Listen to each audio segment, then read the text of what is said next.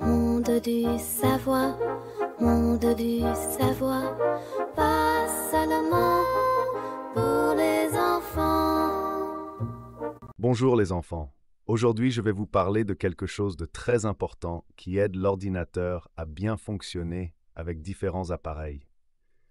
Parfois, quand on branche une nouvelle imprimante ou une nouvelle souris, tout ne marche pas tout de suite. Pourquoi cela arrive-t-il? Parce que l'ordinateur a besoin d'instructions spéciales pour savoir comment utiliser cet appareil. Ces instructions s'appellent des pilotes et il faut les installer pour que tout fonctionne correctement. Dans un instant, vous verrez comment les animaux ont géré ce sujet. Sur l'aire de jeu, j'ai rencontré le cochon d'Inde et le chat qui discutaient vivement des problèmes avec la nouvelle tablette du chat. Le cochon d'Inde pensait que si la tablette ne reconnaissait pas son stylet, il fallait sûrement d'abord l'accueillir avec une friandise. Le chat, lui, essayait de tremper le stylet dans une flaque d'eau pour l'activer. J'ai dû leur expliquer que les nouveaux appareils, comme les stylets, les souris ou les imprimantes, ont parfois besoin qu'on installe d'abord le bon pilote, un programme spécial qui permet à l'ordinateur ou à la tablette de les reconnaître. Sans cela, le stylet ne fonctionnera pas. Près du grand arbre, la coccinelle et le chien discutaient.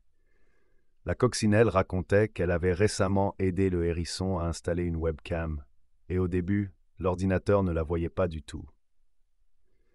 Le chien a dit qu'il avait eu la même chose avec une nouvelle souris pour son ordinateur portable. Ce n'est qu'après avoir téléchargé le pilote sur le site du fabricant que tout a commencé à fonctionner correctement. Je les ai félicités pour leurs bons exemples. Dans ces situations, il faut simplement trouver le bon pilote et l'installer sur l'ordinateur. Parfois, cela se fait automatiquement, mais pas toujours. Il est donc utile de savoir comment le faire soi-même. Sur la prairie fleurie, la grenouille et le moineau jouaient ensemble. J'ai décidé de tester leurs connaissances et je leur ai demandé ce qu'ils savaient sur l'installation des pilotes. La grenouille a expliqué qu'après avoir branché un nouvel appareil, l'ordinateur ne sait pas toujours comment l'utiliser. C'est pourquoi il faut installer le bon pilote. Elle a ajouté qu'il faut parfois aller sur le site du fabricant pour le télécharger soi-même.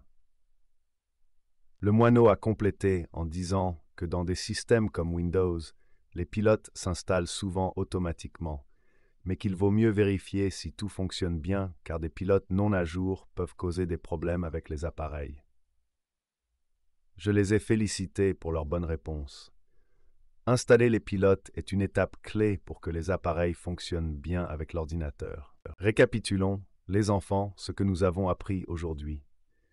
Quand on branche un nouvel appareil à l'ordinateur, il ne fonctionne pas toujours tout de suite. Il faut alors vérifier si le bon pilote est installé. C'est un programme spécial qui aide l'ordinateur à communiquer avec cet appareil. Parfois, les pilotes s'installent tout seuls, mais parfois il faut le faire soi-même.